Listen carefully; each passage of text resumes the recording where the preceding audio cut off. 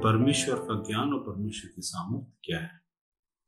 ये उसका हम अगले भाग की रीति से लेंगे या उसी के कंटिन्यूशन में देखेंगे। तो यहाँ पर परमेश्वर, मैंने परमेश्वर वचन में से बताया जो पहला कुरिन्थियों, जिसमें पौलुस ने लेटर लिखा कुरिन्थ की कलीसिया को, तब उसने उनको समझाने की कोशिश की जो उनके अंदर में जो गलत फहमी थी। उन लोग आपस में लड़ रहे थे। उन लोग क्या है, वो इंसान के अंदर में एक फितरत होती है, वो क्या करता है, वो अपने नॉलेज के अनुसार जो वो परमेश्वर को अपने तरीके से अपने अगर वो अन्य जाति में से आया है, ज्यादातर इसमें अन्य जाति में से आए वो लोग, तो उनकी परंपरा में जिस धर्म को, जिस चीज को, पंथ को छोड़ करके जो आए हैं, उसके अनुसार वो अपनी नजर से देखते हैं। तो कुछ प्रचार उनको सही दिखते हैं, कुछ डांटने वाले पसंद आते हैं, किसी को मीठा बोलने वाले पसंद आते हैं, किसी को, लेकिन क्रूस की सत्यता से वो कई बातें कोसों दूर रहती है। तो पौलुस उस विषय में, हम पहला अध्याय को अगर हम आगे पहले अगर पढ़ते, पहला अध्याय में पहला, दूसरा, तीसरा, चौथा, तो उनमें समझ में आ जाता असल में उन लोग असल में कर क्या रहे हैं, असल में हो क्या रहा वहां पर। वहां कुछ लोग हैं जो पौलुस के पीछे चलना चाहते हैं, कुछ लोग जो अपुल्लोस के पीछे चलना चाहते हैं, कुछ लोग हैं जो और किस, पौलुस बोलता है देखो किसके नाम से बपतिस्मा ले, इसके नाम से, क्या तुम मसीह की तुम्हारे लिए मरा, क्या मैं तुम्हारे लिए मरा, पौल तुम्हारे लिए मरा, अच्छा हुआ कि तुम मेरे नाम से दुष्टा मतलब बपतिस्मा नहीं लिए, मैंने तो 2 या 3 को मैंने दिया है बस, गयुस करके स्तिफनस का परिवार है और एक है, इसके अलावा अच्छा वो मैंने नहीं दिया। नहीं तो फिर मुश्किल हो जाता, तुम ये बोलते कि मैंने उसके हाथ से बपतिस्मा लिया। यहाँ किसके हाथ से या किसके पीछे चल रहे हैं, ये आपको स्वर्ग नहीं पहुंचाता, ये आपको राज्य के अंदर प्रवेश नहीं दिलाता, ये आपका गलत फहमी है। मैं हो सकता है मेरे को बाइबल के बारे में थोड़ा ज्यादा जानकारी, इसका मतलब ये नहीं कि आपको जो सिखा कर आए हैं उनको थोड़ा कम जानकारी होने के कारण आप नरक चले जाओ। ज्ञान आपको वहां नहीं, ये ज्ञान मार्ग नहीं है, ये भक्ति मार्ग नहीं है, यहां यीशु मार्ग है। यीशु ज्ञान मार्ग में चलने के लिए हमें नहीं कहता। ज्ञान मार्ग में चलना, भक्ति मार्ग में चलना, या किसी और मार्ग में चलना, योग मार्ग में चलना या तंत्र मार्ग में चलना, ये और परमेश्वर की ओर से जो पौलुस हमें सिखाता है, यीशु की बातों को हम जब ध्यान से देखते हैं तो वहां पर कुछ और बात बताएगा।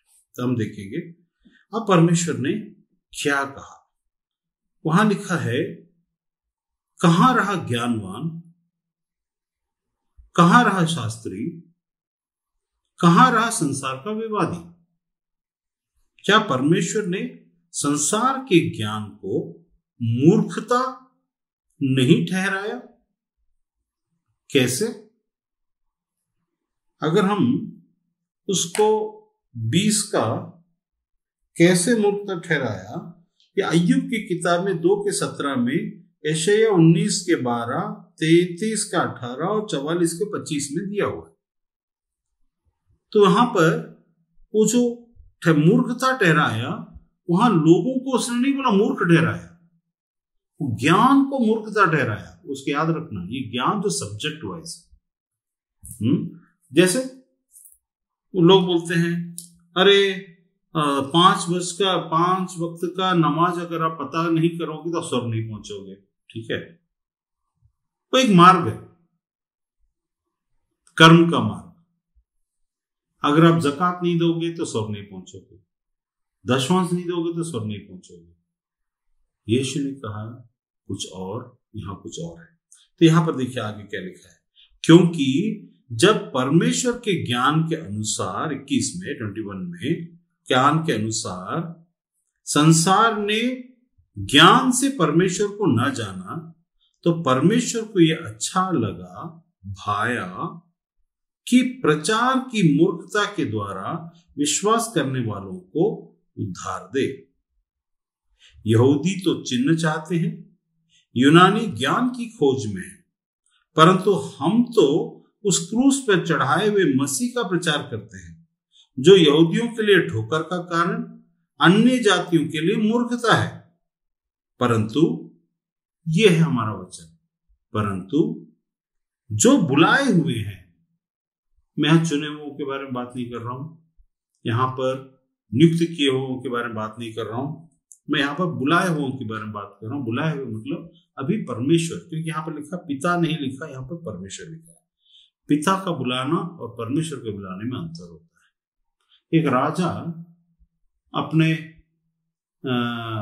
महल में जब सिंहासन पर बैठा हो, उस वक्त तो अगर वो अपने घर के किसी सदस्य का, मान लो उसका बेटा फॉरेन मिनिस्टर, तो उसने अगर फॉरेन मिनिस्टर को उस वक्त बुलाया है राजा होकर, तो उस वक्त में वो घर में सब्जी क्या बनेगा और कौन सा खाना पकेगा इसके बारे में नहीं पूछेगा।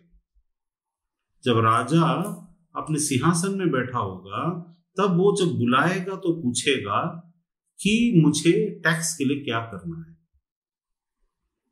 बाहरी देश में ये प्रॉब्लम्स के लिए क्या करना है और आप लोग की क्या राय है, ऐसा पूछेगा। वैसा ही जब जब भी पौलुस यहां परमेश्वर परमेश्वर कहता है, ये अन्य जातियों से बात कर रहा है, या फिर जो यीशु में नहीं है लेकिन आए हैं, तब जब वो बाहरी चीजों के बारे में बात करता है, बुलाए जाने के बारे में बात करता है, ये तैयारी करने के समय की बात। वो जो कलीसिया पूरी तैयार नहीं हुई है, अभी अभी उन लोग प्रभु में आए हैं और अभी बढ़ रहे हैं, प्रभु में बढ़ रहे हैं, ज्ञान में बढ़ रहे हैं नहीं। इसका मतलब ज्ञान नहीं होता बाइबल का, ऐसा नहीं है, ज्ञान बाइबल का होता है, लेकिन परमेश्वर का, मैं बाइबल के ज्ञान के बारे में बात नहीं कर रहा हूं, इसके याद रखिए। बाइबल का ज्ञान और परमेश्वर का ज्ञान, बाइबल में सामर्थ और परमेश्वर की सामर्थ, हमारा मसीह के पीछे चलते हुए हमारा सामर्थ और हमारा विश्वास और हमारा ज्ञान क्या, ये मैं परमेश्वर के ज्ञान के बारे में बात कर रहा हूं। यहां लिखा है परंतु जो बुलाए हुए हैं, चाहे वो यहूदी हो, चाहे यूनानी हो, चाहे संसार का कोई भी, उनके निकट जब परमेश्वर ने बुलाया तो उनको जो देगा वो क्या देगा? वो उनको मसीह, परमेश्वर की सामर्थ और परमेश्वर का ज्ञान है। उनके निकट प्रभु यीशु जो अभिषिक्त है, वो परमेश्वर का ज्ञान और परमेश्वर की सामर्थ है। जब किसी को भी बुलाएगा, हम ये कभी कभी ऐसा सोचते हैं, अच्छा परमेश्वर के पास जाने के लिए यीशु ही जरूरत है क्या जरूरत है? अच्छे कर्म करो, सबका भला करो और चले जाओ, यीशु इसमें क्या? वो जो 2000 साल पहले यीशु मारा गया, वो बोलता है, कभी कोई तो बोल के हवा में बोल के चला, पता चला यहां से कोई एक बहुत बड़ा एक्टर है, वो बोलता मैं तुम्हारे पापों के लिए मारा जा रहा हूं, मैं तुम्हारे लिए अपनी जान को दे रहा हूं। अगर वो बोल देता है तो क्या हम उसको मान लें? ऐसे ही इनके अंदर में भी था। इनको जो अन्य जाति है, उनको ये समझ में नहीं आता है कि कोई 2000 साल पहले, तो उनके अंदर प्रश्न आता है, 2000 साल पहले जो विश्वासी, जो परमेश्वर विश्वास कर, उनका वो तो स्वर्ग गए ना, कैसे पता चला आपको स्वर्ग गए कि अच्छे स्थान पे गए? यीशु ने कहानी बताई। यीशु जब कहानी बताता है तो यीशु परमेश्वर का पुत्र, वो मुंह से झूठ नहीं बोलता है ना। तो उसने जब बोलता है किसी व्यक्ति का नाम लेकर, तो वो सच में कोई घटना घटी है वहां पर। तो उसने बोला लाजर करके एक भिखारी था, ठीक है, वो मरा और अब्राहम की गोद में पहुंच गया। और एक व्यक्ति था जो धनवान था, उसका नाम नहीं बताया गया, वो अधोलोक में, हेड्स में जाके शिवल में पहुंच गया। वो जो अग्नि में स्थान है, जहां, जिसको नरक नहीं बोलते, जहां से नरक से तो कोई बात ही नहीं कर सकता, अभी तक तो वहां पर कोई पहुंचा नहीं है। जो वहां से बात कर सकते हैं, जो ठहराया हुआ स्थान है, जो न्याय के दिन तक के लिए सब आत्माओं के लिए ठहराई हुई जगह है, वो है। तो जब यीशु के मृत्यु होने से पहले एलीशा, मूसा, या फिर कोई भी जो भी मरे, दाऊद, तुम्हारे बाप दादे, जो भी मरे और प्रभु में सो गए वे जी उठाए जाएंगे, वो प्रभु में सो गए, ऐसा बोले, प्रभु में सो गए। जो भी पुराने धर्मी पुरुष थे, बहुत सारे लोग, और उसके अलावा करोड़ों लोग, हजारों लोग, लाखों लोग हो सकते हैं, नहीं मालूम। तो उन लोग कैसे पहुंचे? यीशु के बगैर पहुंच गए ना, यीशु तो था नहीं तब। तो फिर हमको यीशु यीशु करके तुम नया धर्म क्यों बोलते हो? यीशु परमेश्वर है ऐसा क्यों बोल देते हो? ये तो मूर्ति पूजा के बराबर है। ऐसा प्रश्न आता है, कई बार ऐसा भी प्रश्न आता है, जिस यीशु को हम यीशु, और यहूदी लोग यीशु को जो आते वो झूठा मसीहा बोलते हैं, वो सही आदमी नहीं था जिसको हम मानते हैं प्रभु, ठीक है, वो सही आदमी नहीं था उनके हिसाब से। तो ऐसा भी कई लोग के दिमाग में, अगर देखिए मैंने जो क्या बोला, वो जो व्यक्ति के बारे में बोल रहा था जो मौलवी था 30 साल तक, जब तक कि उसको प्रश्न नहीं दिया गया उस किताब के द्वारा, उसके अंदर संदेह जागृत नहीं हुआ। शैतान आपसे ज्ञान के मामलों में प्रश्न पूछेगा। यहां पर मैं जो बताने जा रहा हूं वो आपको बचाएगा कुछ चीजों से, बहुत सारी चीजों से बचाएगा। कैसे बचाएगा? आपको स्टम्बलिंग होने से बचाएगा, आपको ठोकर खाने से बचाएगा। मसीह जीवन में यीशु के साथ चलते चलते ठोकर खाने के कई कारण आएंगे। आपका विश्वास ज्ञान के आधार पर अगर है तो आपका विश्वास कम और ज्यादा हो सकता है। आपको अचानक कुछ सही लगेगा, कुछ गलत लगेगा। अब हर वक्त पवित्र आत्मा की अगुवाई में रहते हुए बहुत सारे प्रभु के दास लोग हैं जिन्होंने जो मसीह की आत्मा को पाया।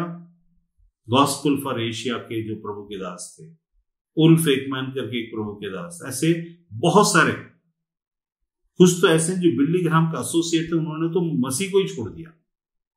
क्यों मालूम है? वो इतने अच्छे प्रचारक, इतने बड़े प्रचारक, इतना सबको अच्छे अच्छे चर्च चलाने वाला, अचानक उनके अंदर में संदेह आ जाता है। संदेह आने का रीजन है क्योंकि उनको जो सही समझ में आया उसके अनुसार उन्होंने विश्वास में आगे बढ़े। विश्वास समझ में आने वाली चीजों के आधार पर नहीं, बुलाए जाने, ठहराए जाने के प्रति आपका समर्पण, आपका आंख कानों का खुला रहना किसी चीज के लिए। इसीलिए मैं बोल रहा हूं कि ये जो परमेश्वर को मसीह, इसमें आप पेंटेकोस्टल हो सकते हैं, मेथोडिस्ट हो सकते हैं, बैप्टिस्ट हो सकते हैं, है ना, लुथरन हो सकते हैं, जैकोबाइट्स हो सकते हैं, और बहुत सारे, मार्थोमा हो सकते हैं, प्रोटेस्टेंट हो सकते हैं, सीएनए हो सकते हैं, सीएसए हो सकते हैं, एंग्लिकन चर्च हो सकते हैं, या फिर कैथोलिक्स हो सकते हैं। कोई भी जो अपने आप को यीशु नाम से जोड़ता है। मैं किसी में यहां डिवीजन नहीं लाता। जैसे अपोलोस के पीछे चलने वाले और कुछ और चीजों के पीछे चलने वाले, पौलुस के पीछे चलने वाले लोग थे, आज हमने अपना अपना डॉक्ट्रिन बना लिया है और अपने डॉक्ट्रिन को सही समझते हैं। लेकिन जब कोई प्रश्न पूछकर आपको ये बाइबल में बदला हुआ एक शब्द को लेके आ जाएगा आपके पास, संसार का विवादी कहाँ है, संसार का विवादी पूछा गया, वो क्या करेगा मालूम? संसार का विवादी जो विवाद करता है, अपोलोजेटिक्स करता है, अपने अपने धर्म के, बाइबल के भी है अपोलोजेटिक्स, वैसे उनके धर्म, मुसलमान के भी, हिंदू के भी, सबके हैं। वो बाल की खाल निकाल कर कुछ चीजों को, अभी मान लीजिए सबसे बड़ा खतरा क्या है मालूम है? अगर हम अरबिक और उर्दू में अगर हम देखें, अरबिक स्पेशली, वो फोनेटिक लैंग्वेज टाइप का है। मान लीजिए जो शब्द बोला जाता है वो शब्द वैसे का वैसे ही नहीं होता। जैसे अब हमने इंग्लिश में होम करके पढ़ा, होम मतलब घर, उन लोग के अंदर HOME नहीं होगा। जैसे शॉर्ट हैंड में लिखा जाता है, उसको कुछ भी स्पेल किया जा सकता है किसी भी संदर्भ में, उनको उसको समझकर पढ़ना होता है और संदर्भ में उसको फिट करना होता है। उस चक्कर में क्या हो जाता है कि जो अरबिक लैंग्वेज है उसको एक ही शब्द के 50 मीनिंग निकाला जा सकता है संदर्भ के आधार पर। वो सिर्फ वर्ड टू वर्ड, सब वर्ड्स वर्ड टू वर्ड नहीं होते। तो क्या हो जाएगा, आप जब तर्क करने के लिए जाओगे, जैसे मान लीजिए मोहम्मदिन, इसको इन लोग नाम भी बोल देंगे द मोस्ट लवली वन भी बोल देगी। अब वहां पर अगर मोस्ट लवली वन का अगर कोई जिक्र किया गया है तो वो उसको मोहम्मदीन को मोहम्मद के साथ जोड़कर, ठीक है, मोहम्मद के साथ जोड़कर, देखो बाइबल में ये वचन आया है सुलेमान के सॉन्ग्स ऑफ सोलोमन में 5वें अध्याय में 23वें वचन, किसी में कुछ वचन है वहां पर 6 की 23 ऐसा कुछ है, तो उसमें लिखा हुआ है, उसमें देखो तुम्हारे, क्योंकि कुरान में एक आयत आया है कि मैंने आसमान से उतारी गई उस किताब में मैंने मेरे बिलवड का, मेरे नबी का और मेरे इसका नाम का जिक्र मैंने किया है। भैया ऐसा अगर होता ना तो इसे सॉन्ग्स ऑफ सोलोमन में छिपा कर नहीं, क्योंकि वहां पर यीशु के बारे में क्या, my beloved my lovely one Yeshu नहीं हो सकता क्या? क्योंकि वहां तो यीशु आया, ये तो आए नहीं। यहूदी, पूरी यहूदी जाति के बारे में, गैर यहूदी कहां से घुस गए अंदर में? माय बिलवड वन मोहम्मदीन, क्योंकि मोहम्मद नाम ऐसा जुड़ गया उसमें, उसको तुमने उसको अपना ले लिया। ये तो माय बिलवड किसके बारे में पूरे बाइबल में जिक्र है। अब तुम बोलते बाइबल करप्ट है, बाइबल करप्ट है, बाइबल करप्ट है, तो जब बाइबल करप्ट है तो तुमने नहीं डाला होगा उसके अंदर में, डाला होगा ना मोहम्मदीन, इसको डालकर वो लवली वन का एक और डाल देते हैं उधर। क्योंकि पहले पुराने में देखिए मोहम्मदीन लिखा हुआ है और बाद में देखिए उसमें माय लवली वन लिखा हुआ है। यीशु के बारे में परमेश्वर ने यूहन्ना के सामने में बोलता है कि ये मेरा प्रिय पुत्र है। नया नियम में सोलोमन के द्वारा से वहां बोला मेरा मोहम्मदीन, माय लवली वन। लेकिन असल में सॉन्ग्स ऑफ सोलोमन में अगर देखा जाए तो वहां पर वो कुछ और प्यार के जिक्र के बारे में कुछ और बातें का जिक्र होता चला जा रहा है, जिसको हम आत्मिक दृष्टिकोण से और संसारिक दृष्टिकोण से भी समझ सकते हैं। आप अपनी बीवी को मोहम्मदीन अगर बोल दिए तो क्या मोहम्मद प्रॉफिट हो जाएगी? वो नहीं होगी। सुलेमान ने किस संदर्भ में पढ़ा वहां पर, उसको देखो, वो कलीसिया के विषय में है, प्रभु के विषय में है, दूल्हा के विषय में है, दुल्हन के विषय में है, प्रिय के विषय में है, प्रियतमा के विषय में है, प्रेमी के विषय में है, प्रेमिका के विषय में है, पति के विषय में है, पत्नी के विषय में है, राजा के विषय में, रानी के विषय में, राजा राजकुमार के विषय में, राजकुमारी के विषय में है। ये एक पूरा ये चीज है वहां पर जो लिखा हुआ है। तो विवादी क्या करेगा, ऐसे ऐसे घुस जाएगा और आपके अंदर में संदेह पैदा करेगा। लेकिन मैं आपको एक चीज जो आज मैं आपको जो रहस्य बताऊंगा, वो रहस्य इतना सिंपल सा है लेकिन सबसे पावरफुल है। मेरे लिए तो सबसे पावरफुल है। कारण क्योंकि इसको ना समझाया जाए तो ये व्यर्थ है, साधारण सा लगेगा, इसमें क्या है, लेकिन अगर समझकर सोचा जाए तो इससे बड़ा और कुछ नहीं हो सकता। अब यहां पर लिखा है, देखो, परंतु जो बुलाए हुए हैं, क्या यहूदी में से बुलाए हुए हों या यूनानी में से, उनके निकट मसीह परमेश्वर की सामर्थ और परमेश्वर का ज्ञान है। परमेश्वर की सामर्थ, जब सामर्थ के बारे, पावर के बारे में जब भी बात होता है तो उसमें फेमिनाइन जेंडर यूज होता है। इंडिया में भी जब हम लोग शक्ति के बारे में बात करते हैं तो देवी करके बोलते हैं, शक्ति की देवी, गायत्री, ऐसा बोलते, मतलब फेमिनाइन जेंडर के हिसाब से। और ज्ञान को पुरुष से जोड़ा जाता है, पुल्लिंग, स्त्रीलिंग और पुल्लिंग बोलते समय। लेकिन परमेश्वर की सामर्थ, परमेश्वर का ज्ञान, दोनों एक पर्सन है, अर्थात हमारे अंदर की शक्ति और हमारे अंदर का ज्ञान पर्सन नहीं है। लेकिन मसीह यीशु जो है बुलाए हुए के निकट परमेश्वर के द्वार से दिया जाने वाला ज्ञान है। अर्थात हमारा ज्ञान नाउन है, एडजेक्टिव नहीं है।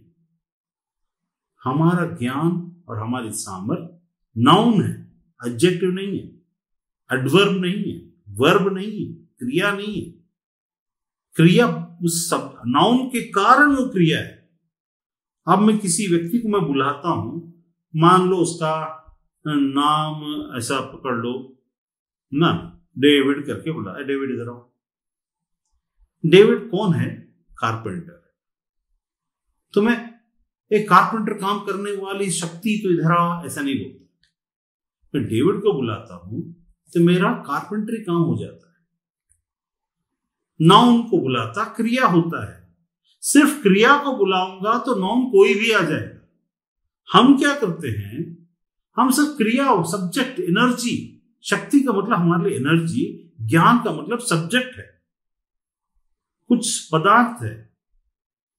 असल में विश्वास पदार्थ है। ज्ञान परमेश्वर के अनुसार पदार्थ नहीं, व्यक्ति है।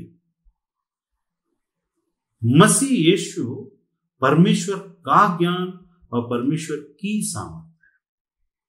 जब कभी भी ज्ञान के बारे में परमेश्वर बात करेगा, वो यीशु के बारे में बात करेगा। हम तक जो बुलाए हुए हैं, हमको ये यकीन मानना चाहिए कि हमारा ज्ञान और हमारी सामर्थ्य हासिल करने वाली चीज नहीं, भेजी गई चीज, जिसमें रिश्ता रखने वाली चीज। There is an interaction, there is an relationship.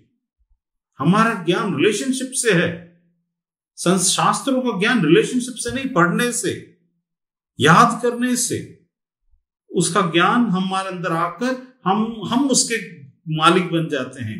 परमेश्वर के ज्ञान और परमेश्वर की सामर्थ्य के मालिक हम नहीं है, वो हमारा मालिक, इसलिए उसे प्रभु कहते हैं। कितना अंतर है। संसार का ज्ञान घमंड उत्पन्न क्यों करता मालूम है? मैंने बोला, धनवान जिसके पास धन हो, उसका धन, उसका ज्ञान जब वो हासिल कर लेता है, उसका ज्ञान, लेकिन यीशु को हासिल नहीं किया जा सकता। यीशु आता है अपने स्वयं से, और वो हमको आकर, वो हमारा गुलाम नहीं बनता, हम उसके दास बनते हैं और वो हमारा प्रभु बनता है। मतलब हमारा ज्ञान और हमारे सामर्थ्य हमें घमंड उत्पन्न करने की अवसर ही नहीं देता। ज्ञान घमंड उत्पन्न करता है और घमंडी परमेश्वर का सामना करता है। इसीलिए हम शैतान में नहीं फंसते। उसका कारण है परमेश्वर हमें क्षमा कर सकता है। क्यों? क्योंकि हमने शैतान में नहीं फंसे, क्योंकि शैतान का घमंड हमारे अंदर नहीं आया।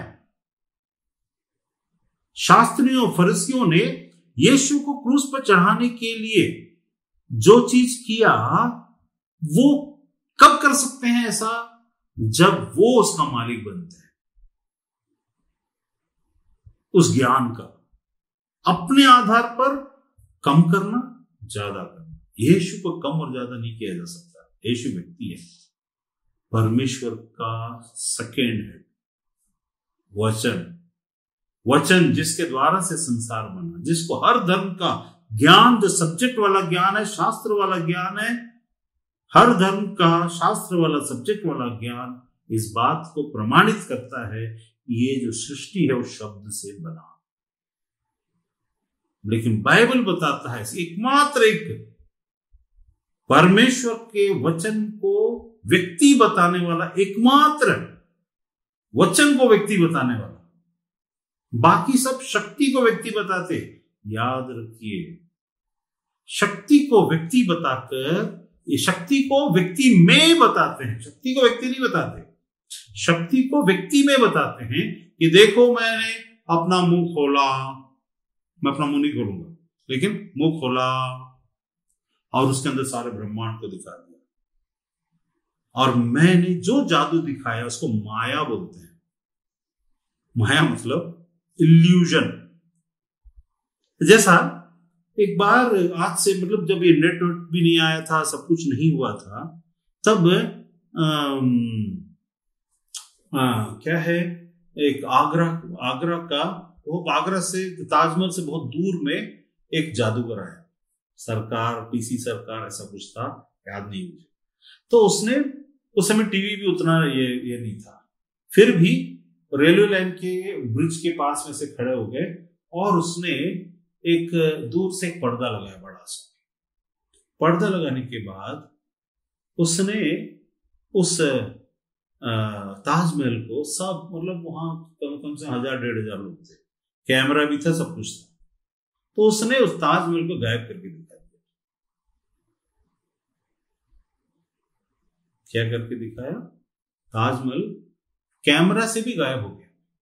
ढूंढ रहे हैं लोग, कहां, अभी तक तो दिख रहा था, अब क्यों नहीं दिख रहा? इसको बोलते हैं इल्यूजन।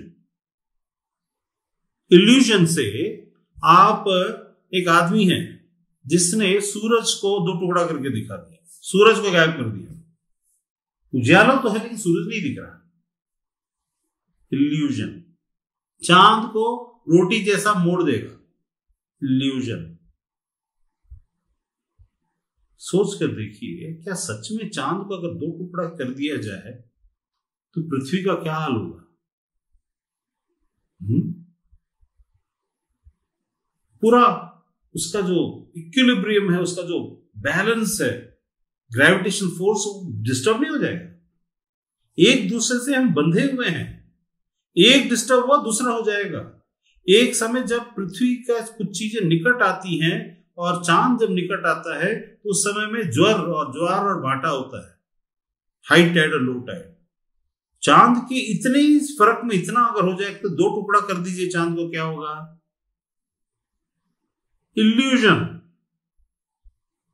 इल्यूशन जो है इंसान भी कर सकता है, शैतान भी कर सकता है, शैतानी आत्मा से सीखा जा सकता है, आंखों को, नजर को बांधा जा सकता है। कैमरा के सामने ही आपको धोखा हो जाएगा जब हम असली इल्यूशन करते हैं, तो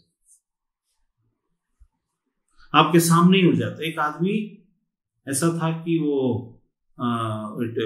इसमें दिखा सीसीटीवी कैमरे में कि एक आदमी आता है अंदर, बोलते मैं दुबई से आया, और आप यूट्यूब में जाकर देखिए, और एक दुकान में जाकर उससे वो पैसा मांगता है। तो जो दुकान का मालिक, उसको पता ही नहीं चलता, उसकी नजरों में देखता हो। पहले कभी भी कोई भी ऐसे टाइप के जो लोग होते हैं नजर बांध देते हैं, आपके नजर के द्वारा आपके दिमाग को बांध देते हैं।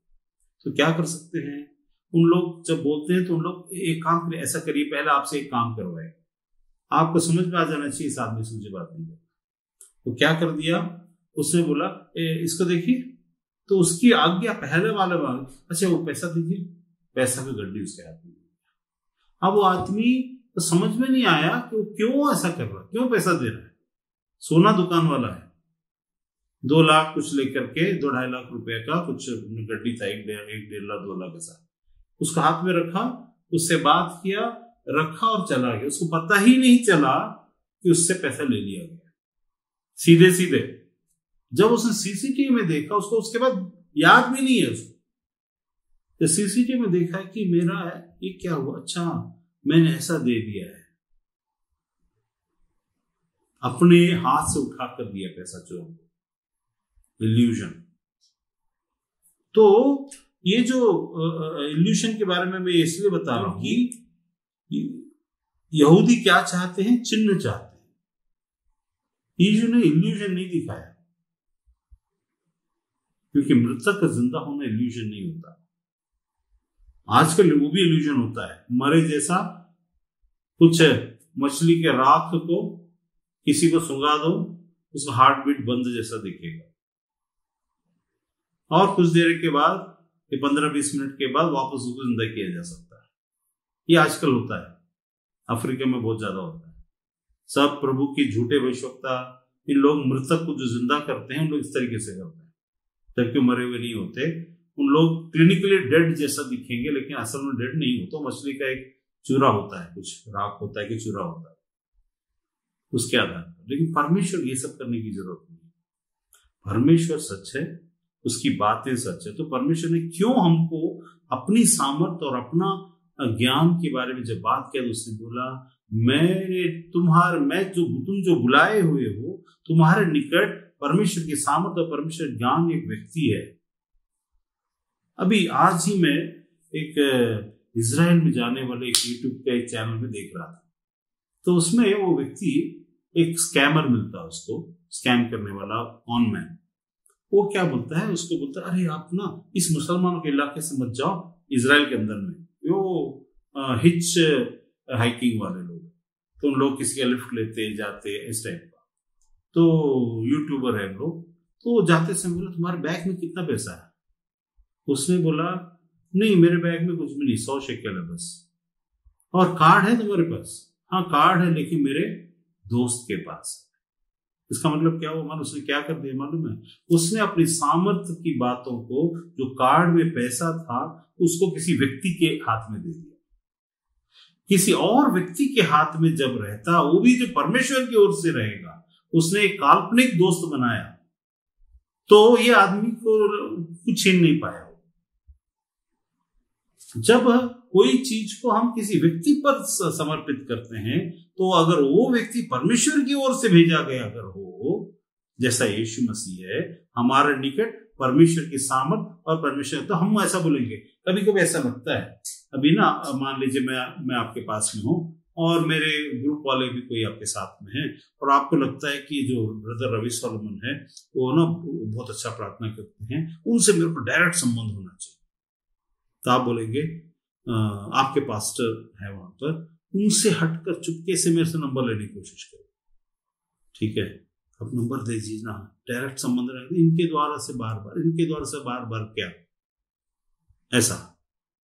तो डायरेक्ट संबंध रखना बड़ा आसान होता है मैनिपुलेट करने के लिए भी। आजकल कलीसियां टूटती हैं, क्यों मालूम है? क्योंकि जहां कोई एक प्रचारक आता है और आने के बाद वहां पर कुछ दिनों के बाद वो अपने लोगों को इकट्ठा करता और अपना करके वो पूरा जिस कलीसिया में आया था उसको भी तोड़ देता है। ये होता हम सब देखे। हमारे मिनिस्ट्री के दौरान हमने इस बात का बहुत ख्याल रखा, क्योंकि मिनिस्ट्री जो होता है वो परमेश्वर का होता है, हमारा नहीं। और वहां पर हमने डायरेक्ट कोई बात करे या कहीं और से बात करे, वो हमारे लोग नहीं बन जाते। वो उनका संबंध उस कलीसिया से, अगर वो कलीसिया सही है तो उस कलीसिया से, या जो भी कलीसिया सही है उस कलीसिया से हमेशा लोकली उनका संबंध बना ही रहता है। तो कहने का मतलब क्या? हमने किसी की कलीसिया को कभी तोड़ा नहीं, ना बिगाड़ा, समझाया, सिखाया, सही रास्ता दिखाया, लेकिन तोड़ना और बिगाड़ना और अपना बनाना वो यीशु का काम है। यीशु अपना बना रहा है, पौलुस और अपोलोस अपना नहीं बना सकते, क्योंकि ना तो पौलुस मरा आपके लिए, ना अपोलोस मरा, ना मैं मरा, ना कोई और मरा आपके लिए। मैं मरूंगा अपने लिए। मेरा नाम का बपतिस्मा नहीं, आपको यीशु के नाम का बपतिस्मा दिया गया, जिसमें आपका उद्धार नियुक्त है। तो परमेश्वर ने बहुत स्पष्ट रीति से हर चीज को परफेक्ट करके रखा। परमेश्वर के लोगों, यहां पर आपको ये सीधी सीधी हिदायत कही जाती है कि ज्ञान परमेश्वर का बाइबल नहीं है, यीशु है। बाइबल में उसकी जानकारी है, लेकिन यीशु है। यीशु से संबंध आपके ज्ञान को बढ़ाएगा। कैसे बढ़ाएगा? आपके ज्ञान को बढ़ाएगा। परमेश्वर का ज्ञान अगर आप में बढ़ना तो संबंध बढ़ना है, बुद्धि नहीं। संबंध बढ़ेगा तो आप उसको जानेंगे, और आप जितना जानोगे उतना आपका काम होता चला जाएगा। तो ये पहला ये है कि आपका ज्ञान, आपके पास परमेश्वर का अगर ज्ञान, मुझे परमेश्वर का ज्ञान चाहिए, परमेश्वर की सामर्थ चाहिए, तो बहुत सारे लोग बोलेंगे वो पहला एक्ट्स का, प्रेरितों के काम पहला अध्याय में उन्होंने सामर्थ पाई, वे ठहरे रहे। अरे वो सामर्थ पर ठहरे रहे, तुम भी ठहरे रहे, सामर्थ पाओ, ऐसा बोल करके बहुत सारे लोग अलग डॉक्ट्रिन को घुसा देते हैं। ये यूहन्ना ने बोला, आग और आत्मा, पवित्र आत्मा का बपतिस्मा देने वाला सिर्फ यीशु। मतलब सामर्थ, पवित्र आत्मा अपना बपतिस्मा खुद ही ला करके नहीं पटकता। जिसे पिता ने नियुक्त किया, मेरा जाना अच्छा है और अवश्य है, यदि मैं ना जाऊं तो जिसे भेजने की वादा पिता ने तुमसे कही है वो नहीं होगा। वो एक बार होता है, वो हो चुका पेंतुकुस्त के दिन। अब वो जो विश्वास करता है, इसलिए आगे इस जगह में प्रचार की मूर्खता के द्वारा विश्वास करने वालों को उद्धार दे, ऐसा बोलता है। हम इस सब्जेक्ट में और बहुत सारी चीजों को देखेंगे, लेकिन अब ये जो हम देख रहे हैं इसका अगला इसी में और दूसरा चीज भी है।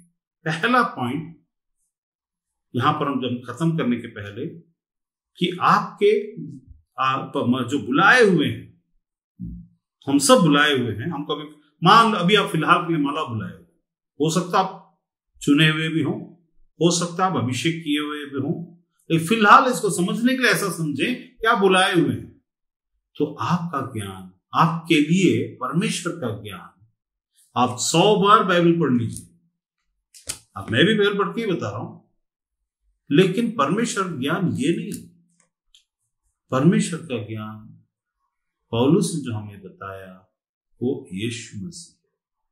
परमेश्वर की सामर्थ बुलाए हुओं के निकट यीशु मसीह है, जो व्यक्ति है जिससे संबंध होने पर आपका बपतिस्मा भी होता है आत्मा में और आग में। अब वो रिश्ता है जिसको आपको नहीं समझेंगे। इसीलिए क्या होता है, बहुत सारे यीशु को छोड़ चुके। क्यों? क्योंकि उन्होंने यीशु को सब्जेक्ट समझा। व्यक्ति अगर समझते तो रिश्ता बनाते, रिश्ता ही नहीं है।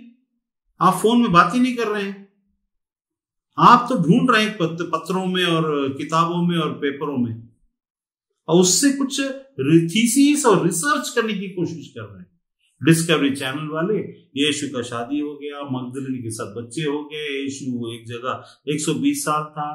अगर आप उनके रिसर्च को देखेंगे तो हिस्ट्री चैनल वाला और डिस्कवरी चैनल वाला के रखेंगे तो वही एक दूसरे से लड़ाई करके बैठे हुए। कोई बोलता है यीशु 120 साल तक जिंदा था, कोई बोलता है कि उसके बच्चे और उसका कब्र आज भी कश्मीर में है।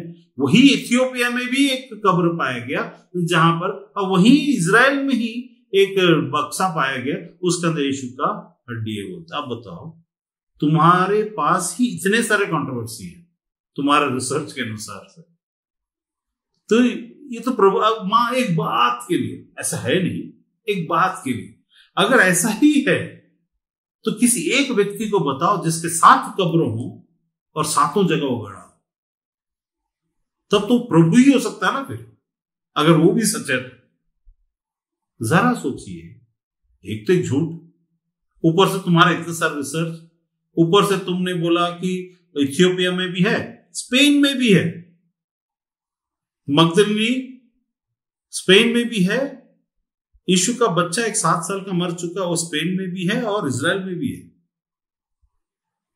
क्या ये आपको मूर्खता नहीं लगती? अपनी ही बातों में खुद ही उलझे हुए नहीं लगते? तुम खोज कर असल में अपनी थियरी को कई बार कुछ साल पहले तुम किताब लिख चुके, यीशु इस डाइड इन कश्मीर करके, उसका मकबरा भी दिखा दिए यीशु का, ठीक है, इंडिया आया प्रूव करने के लिए। फिर तिब्बत में भी लिख दिए, फिर बनारस में भी लिख दिए। बनारस में तो गुफा का नाम ही यीशु नाम से रख दिया गया। खैर, अगर आया भी है तो क्या फर्क पड़ता है? क्या तुम्हारे पास इतने सारे ज्ञान थे? मुझे तो आज तक नहीं दिखा तुम्हारे ज्ञान जिसको सीखकर यीशु ने बाइबल के अंदर घुसाया उस चीज को। ठीक है, बताओ, अगर ऐसा होता यीशु अगर इंडिया ही आया होता तो कम से कम मूर्ति पूजा के एक शब्द तो बताता, क्यों नहीं बताया? सीखा ना यहां से, मंदिरों से सीख के गया होगा। Boom boom boom boom boom, Buddha का एक चैंटिंग तो सिखाया होता।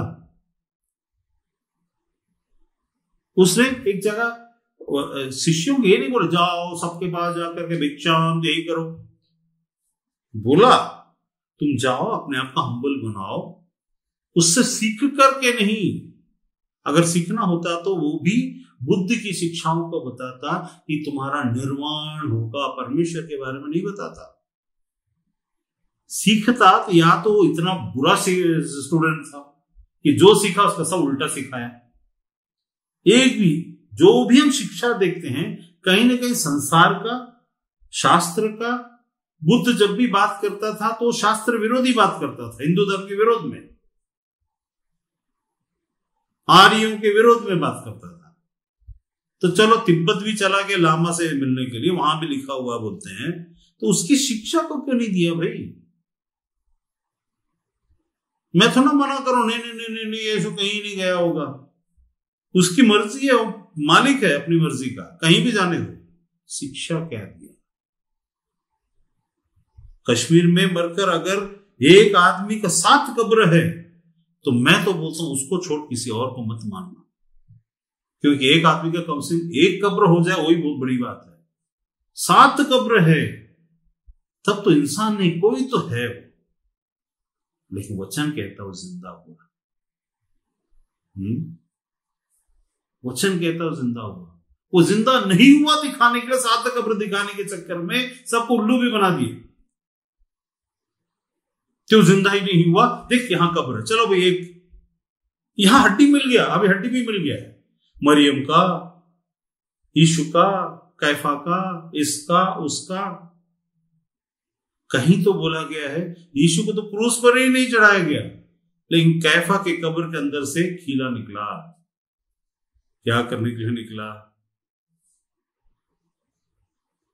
पिलातुस के बारे में बोला जाता है कि पिलातुस आखिरी में सुसाइड करके मरा।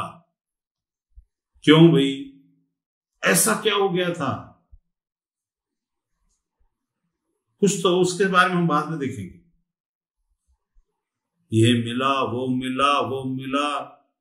कम से कम संसारिक ज्ञान के आधार पर तो सोचो भाई, एक हड्डी के 7 हड्डी नहीं हो सकता।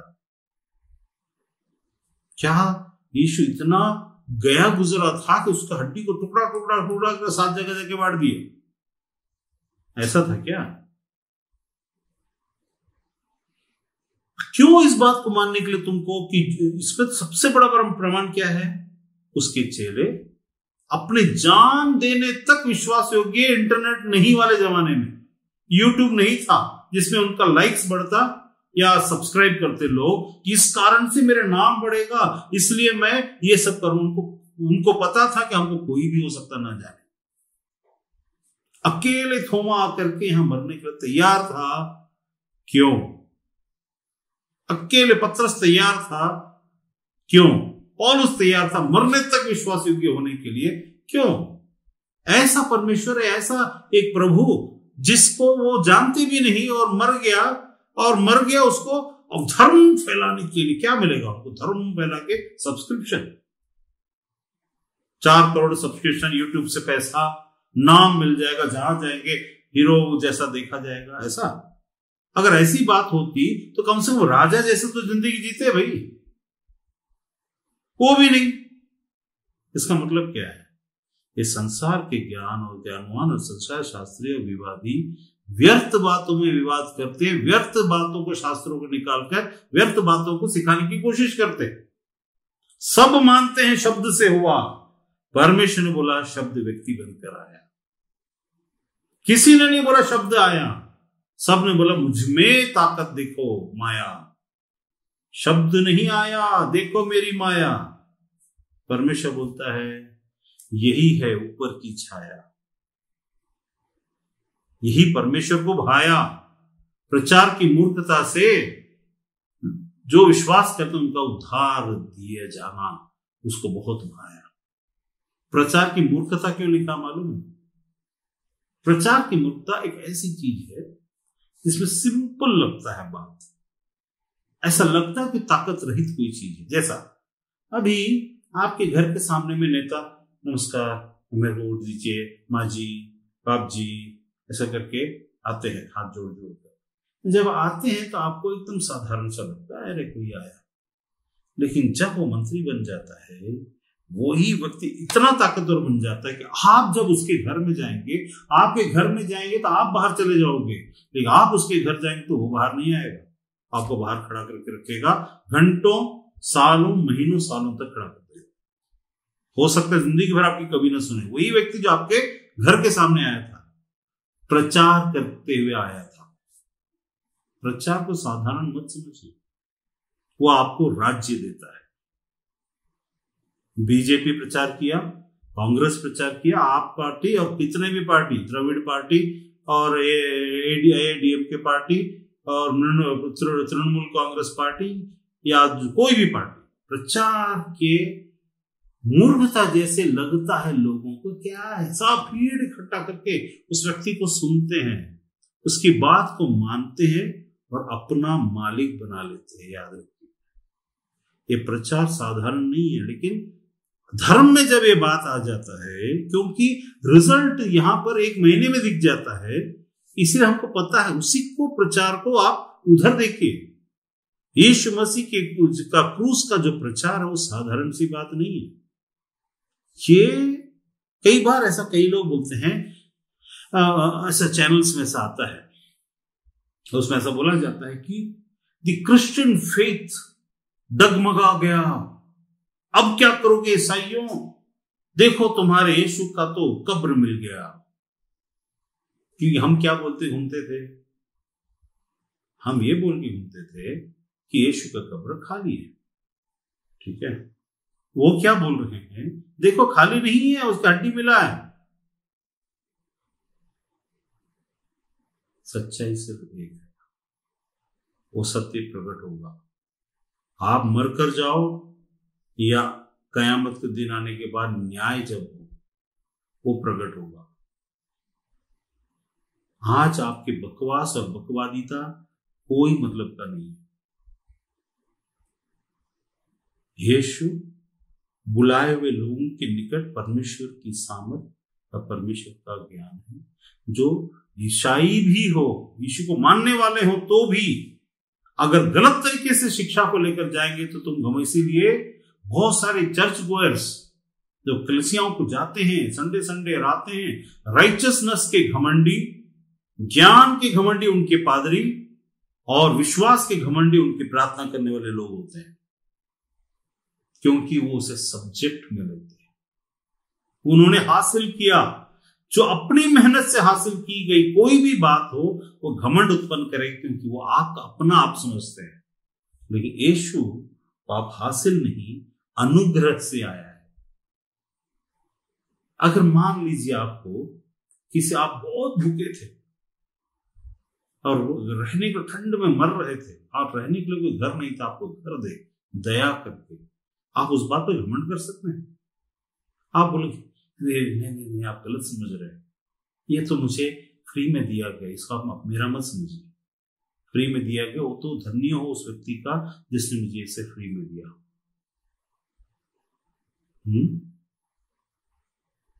यीशु जो हमारे साथ किया, जिसके कारण वो हमारे लिए सामर्थ और ज्ञान ठहरा, परमेश्वर की ओर से हमें दिया गया, इसका एक सिंपल सा एक उदाहरण देता हूं।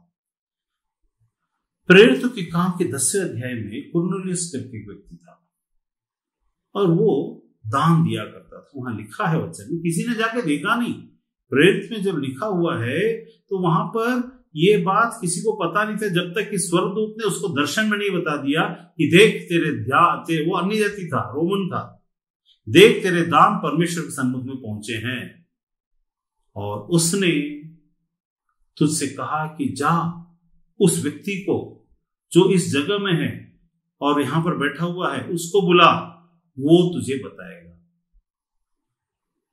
दान, जब ये अन्य जाति यहूदियों को दान दिया करता था, उसके दान परमेश्वर के सन्मुख में पहुंचे। अब यहां पर उस बात को याद रखिए, इसके बारे में एक बार मैं बोलूंगा, बात करूंगा कि अन्य जाति होते हुए भी परमेश्वर के सामने, पिता के सामने पहुंचे नहीं लिखा है। परमेश्वर के सामने पहुंचे। वो यीशु को नहीं जानता था, यीशु के बारे में उसको पता नहीं था। वो यहूदियों की सहायता करता था, ईसाइयों को भी करता रहा होगा, लेकिन यीशु के बारे में उसको पता नहीं था। उसको उद्धार करता न तो प्रभु था। तो कुरनेलियुस क्या किया, उसके दान वहां पर पहुंचे, जिसके कारण से क्या हो गया, परमेश्वर ने स्वर्गदूत को भेजा उसके पास दर्शन में और बोला कि जा, और यूहन्ना जो वहां पर, यूहन्ना को दर्शन दिखाया।